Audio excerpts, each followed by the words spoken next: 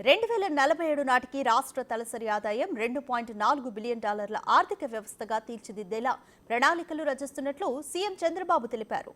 జీఎస్టీపీపై CM presentation ఇచ్చారు. గడిచిన కొన్నేళ్లుగా 10% మాత్రమే వృద్ధి రేటు ఉందన్నారు బాబు. ప్రభుత్వ ప్రణాళికల్లో భాగంగా 15%గా వృద్ధి రేటు చేరితే 347 లక్షల కోట్లకు జీఎస్టీపీ చేరుతుంది. తలసరి ఆదాయం 58 లక్షల కోట్ల మేర పెరిగే అవకాశం ఉందని తెలిపారు.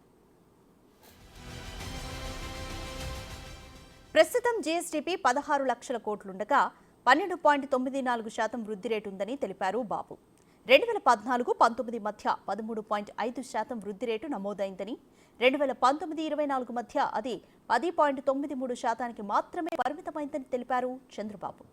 జాతీయ వృద్ధి రేటుతో పోలిస్తే ఏపీ వృద్ధి రేటు 2.8% ఎక్కువగా నమోదైందని, 2024-25 ఆర్థిక సంవత్సరానికి ప్రస్తుత ధరల ప్రకారం $3,169 తలసరి ఆదాయం ఉందన్నారు. ప్రస్తుత ధరల్లో 2024-25 ఆర్థిక సంవత్సరంలో 2,68,653 తలసరి ఆదాయం నమోదైనట్లు బాబు తెలిపారు. ప్రస్తుతం వ్యవసాయ రంగంలో 15.86 వృద్ధి నమోదైందని, ఆక్వాకల్చర్ రంగంలోనూ ఎక్కువ వృద్ధి నమోదయ్యే అవకాశాలున్నాయని చంద్రబాబు స్పష్టం చేశారు.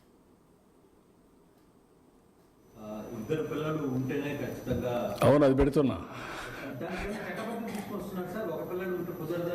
తీసుకొస్తాం.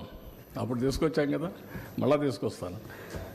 ఆ రోజు ఆ చట్టం రిలవెంట్, ఇప్పుడు ఈ చట్టం రిలవెంట్. ఇప్పుడు ఏది చూసినా family, big family is the నామ్. Family as a unit, empowerment is a reality. I want do everything.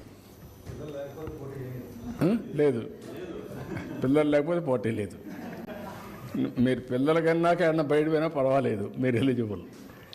సమాజానికి వదిలిపెట్టాలి మీరు. 51 తర్వాత కంట్రీ కూడా తగ్గిపోతుంది పాపులేషన్. దీనికోసం నేను ఏమంటున్నానంటే population management, replacement 2.0, 2.1 replacement. Every couple 2.1 చిల్డ్రన్కి లైఫ్ టైంలో భర్తిస్తే దానివల్ల సేమ్ పాపులేషన్ కంట్రోల్ అవుతుంది. ఎక్కువైతే ఎక్కువ అవుతుంది, తక్కువైతే తగ్గిపోతుంది. ఇప్పుడు ఎక్కడున్నాం మనం అంటే 2025 1.8 అక్కడున్నారు, ఇప్పటికే 1.93, 21కే. అంటే కంట్రీలో కూడా పాపులేషన్ తగ్గుతూ ఉంది. మందైతే 1.51, ఇంకా బాగా తగ్గిపోయింది. సౌత్ ఇండియా మొత్తం డేంజర్ ట్రెండ్లో ఉంది, డేంజర్ సిగ్నల్స్ మోగుతున్నాయి.